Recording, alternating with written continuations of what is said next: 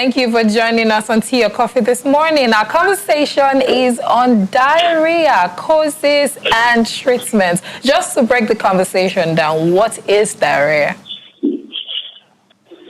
Okay, diarrhea, from a medical point of view, is passage of 3 loose stools or 3 watery stools in a 24-hour period. That is what we define as diarrhea. And you can also define diarrhea for children to, be carried along, or passage of more than normal quantity of stools that one passes in a day.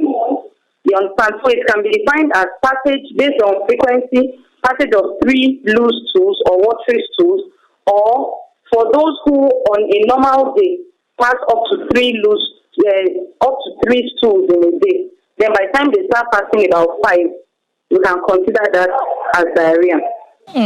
Okay, so what is the difference between diarrhea and dysentery then? Hello? Can you hear me?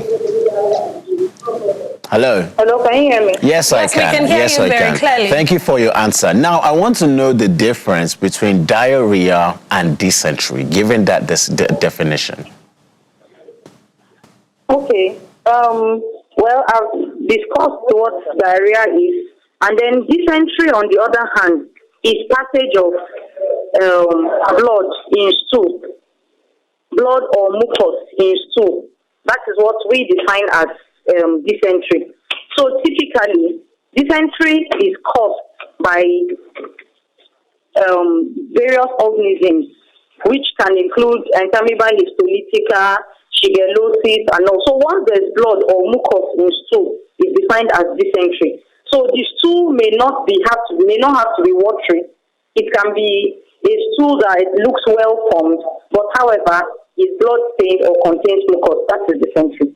All right. So is there a direct link between stomach upsets and diarrhea? Okay. Well, diarrhea is basically just passing loose watery stools. So stomach upset, from the layman's language, or we will take it as, you mean when there's abdominal pain? Because different people define diarrhea as different things. Sometimes when someone has stomach pain, you say he has stomach upset. When someone has indigestion, you can say he has stomach upset. You understand? So stomach upset is not a medical term per se. It's just what people use around and can mean different things. So, but diarrhea is different from stomach upset. It is one of the types of upset that some people will say. You understand me? So, but it's not something that is medically acceptable. Right. All right, so what then causes diarrhea? You said? What causes diarrhea? Sorry, I didn't get that. What causes diarrhea? What are the causes of diarrhea? There are so many causes of diarrhea. So diarrhea, first of all, can be as a result of, we call it hyperosmolar, or when there's lack of absorption. It can be as a result of lack of absorption of the food that we take, or over-secretion from the intestines. Those are the major things that cause diarrhea. So diarrhea can be as a result of, you can have infections, which can be viral infections, bacterial infections. You can have issues like lactose intolerance. For some people, they don't have the ability to absorb something like milk, for instance. So they are lactose intolerant. Such people, once they come in contact with milk, they can have diarrhea. Diarrhea can also be as a result of more serious conditions. People with rectal tumors or rectal cancers can present with what we call spurious diarrhea, which will be alternating with constipation. Another possible cause of diarrhea includes you can have people that have indigestion, people that have issues like Crohn's disease, which is a disease of the colon itself, that the colon has lost its ability to absorb. So diarrhea has various causes. The common cause, you can have things like cholera, typhoid, they can all present as diarrhea. So diarrhea doesn't have a single cause. There are different causes of diarrhea. So sometimes when we say food poisoning, it can be that one has taken up an organism that's from the mouth, whereby we took in something dirty. It can be a cause of diarrhea. But it can also be that there was nothing dirty. It's just the body cannot absorb. So there are so many things that can actually cause diarrhea. Right, that's very... Some are mild, while some are more complicated cases.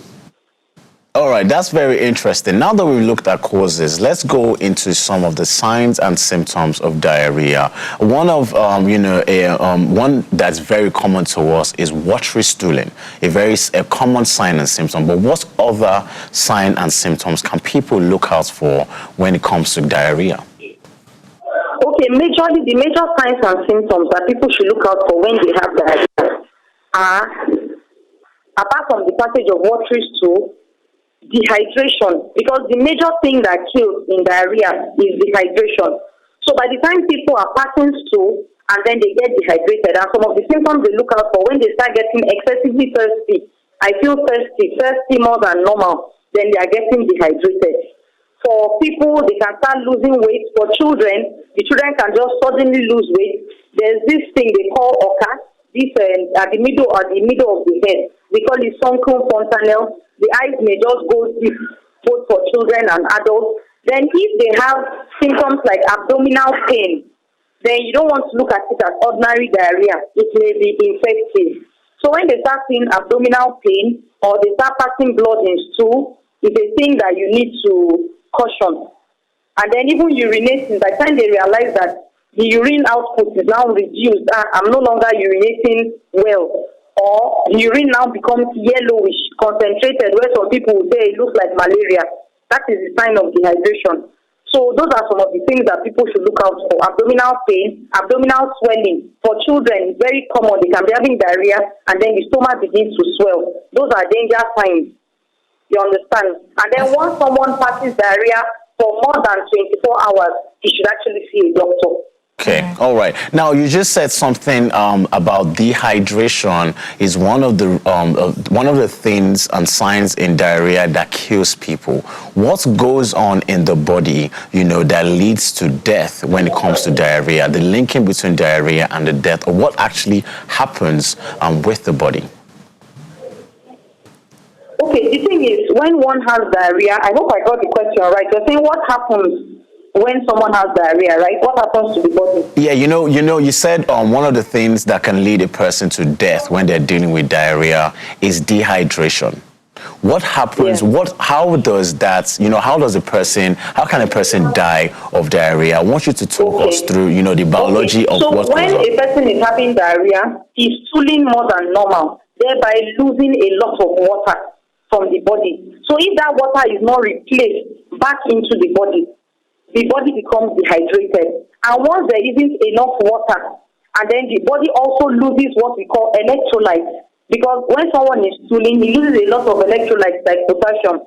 So by the time that water is not replaced back into the body, the blood becomes too thick and then is unable to flow properly. The kidneys will begin to shut down, because once the kidneys don't get blood, the kidneys begin to shut down. The kidneys begin to shut down. All the systems in the body, the heart, the brain, they are all having shortage of water.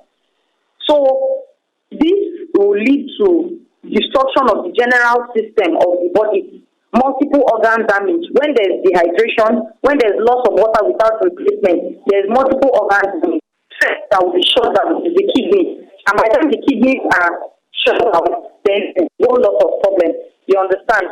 And gradually, by the time one gets dehydrated, the heart will begin to complain. I'm not having enough water. I'm not having enough blood. The heart begins to beat, so fast. By the time the electrolytes too are so low, so the person can have a cardiac arrest and, die from them. So that is how one dies from diarrhea. And also, the diarrhea, it depends on what is the cause.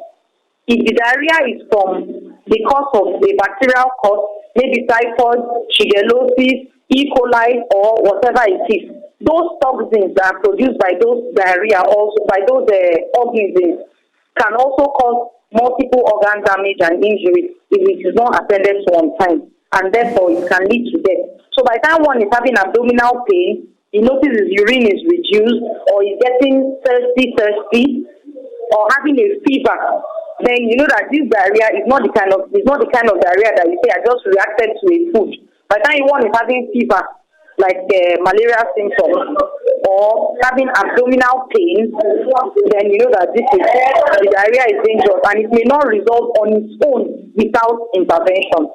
So that's the reason why if one is having diarrhea, even if it's still within the 24 hours, you need to start taking ORS. That is the basis for ORS in children. And adults can also take ORS because the key is as you're losing, you must replace the same quantity you're losing so that the body will not have shortage of water. So that is how people die from diarrhea. All right. So it is very nice that you have actually mentioned ORS. So let's talk about foods that we should avoid when it has to do with diarrhea. Let's talk about home remedies that can be employable for people that have diarrhea before they're able to get to a physician. Okay, well, home remedies that people can do, first of all, is to keep drinking a lot of water.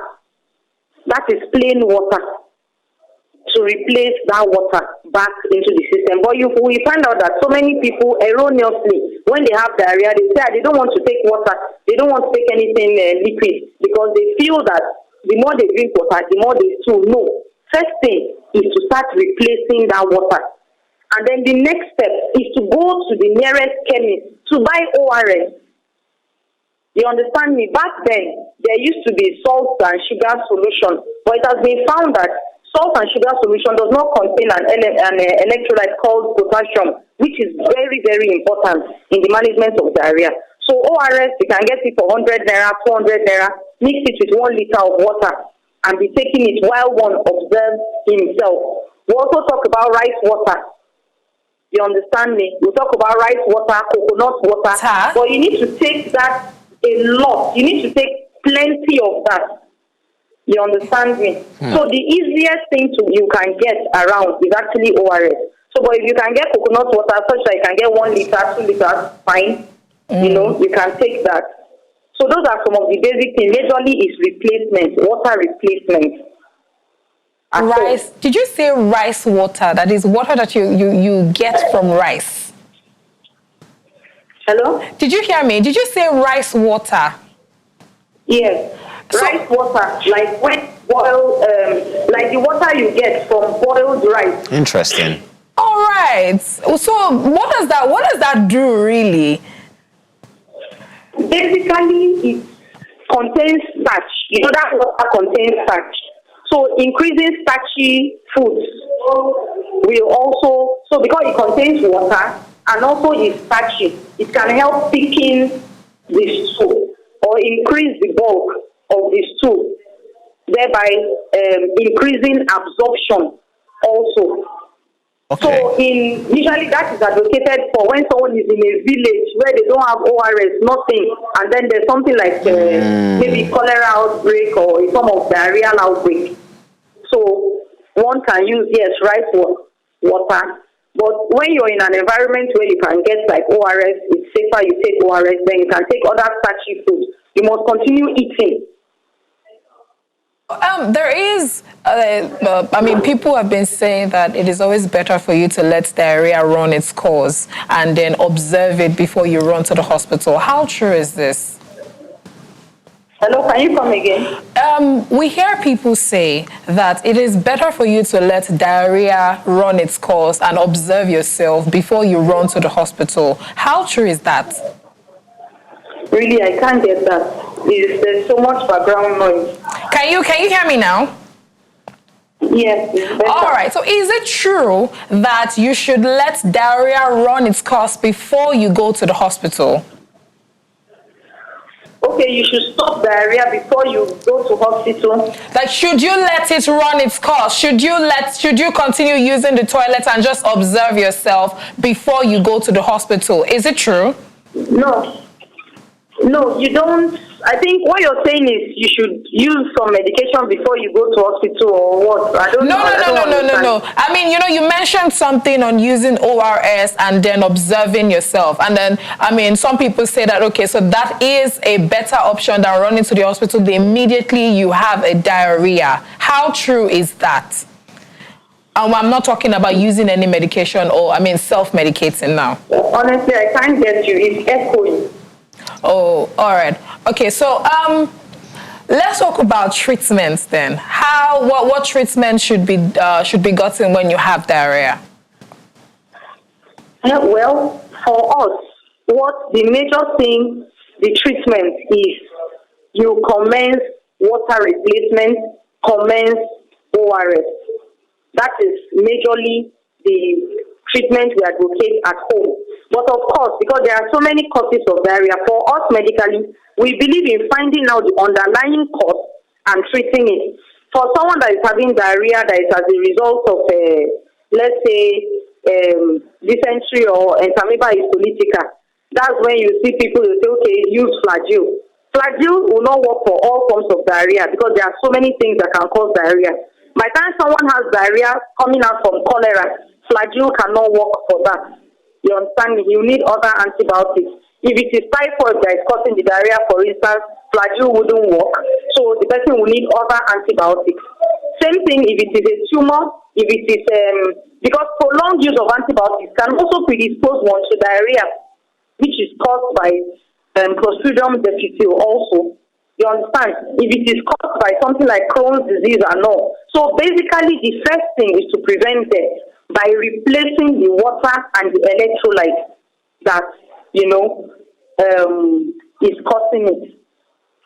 All right. Something like flagyl can cause what we call constipation. We try to advocate against using flagyl indiscriminately.